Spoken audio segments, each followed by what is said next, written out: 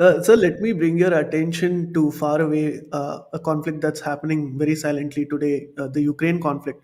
I think Hmm. all of us got it wrong because we obviously thought that Russia would have an upper hand, and now you suddenly see the Ukrainians actually fighting back. How do you see this going, sir, in the future?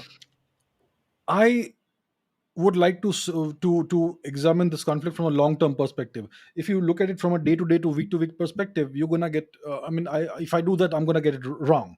So right now there are reports coming out all over the media that the Ukrainians are conducting various offensives and the Russians are falling back. How far can we trust the Western media when it comes to these news reports? From day one, we have seen that they've been trying to spin the entire matter, to twist the entire matter, and to mislead the world. That's what's been happening since day one. We see all these various think tanks and their various employees on Twitter who put out this very strongly spun version of the events, that it's all Russia's fault. It is Russia that started this war without any provocation, blah blah blah.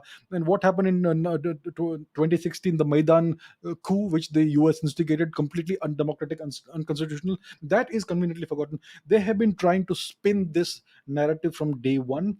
You simply cannot rely on the Western media, on the English speaking media, because the Indian media also parrots the Western media word by word, word to word.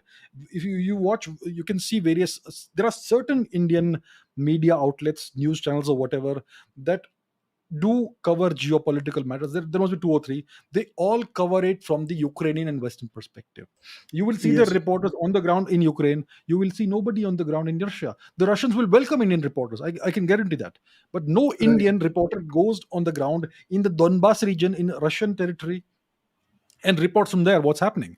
So you see a very clear one-sided coverage of what's happening. So right now I am seeing indeed reports in the Western media and BBC, CNN, Twitter, all over the place, etc., that the Ukrainians are doing well. They are conducting offensives, and the Russians are falling back and they are losing. They've been losing since day one. But what happened? Look at the map.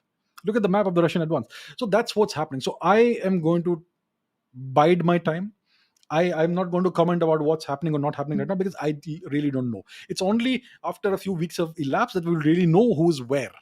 So right now, I Right. don't know. I simply do not No, trust the Western makes media. sense. Yeah. No, this goes to show that information warfare and psychological warfare is extremely important as a theater, and especially for a rising force like India, right?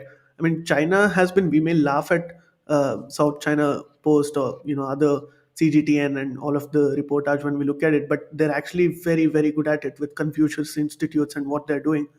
Uh, and we have a culture in India where in the strategic culture we don't really reveal a lot of things. Things are done very silently, and that somehow has been the Indian approach for so long.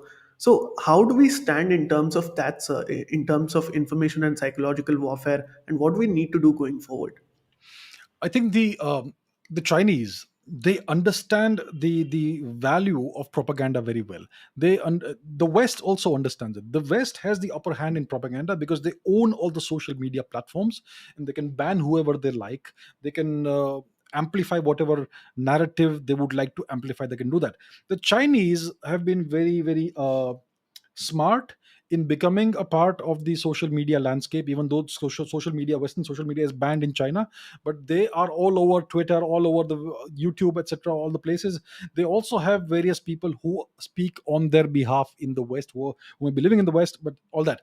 So they have created a very strong infrastructure by which they can also transmit their message, their narrative, their propaganda. And everything you see in the media today is essentially propaganda.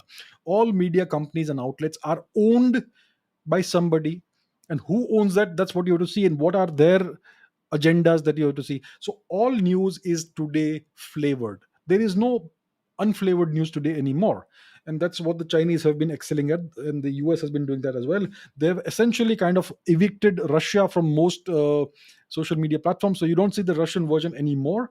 The question is, where's the Indian version? We have a few news channels that do talk about geopolitics, but they simply parrot the Western perspective.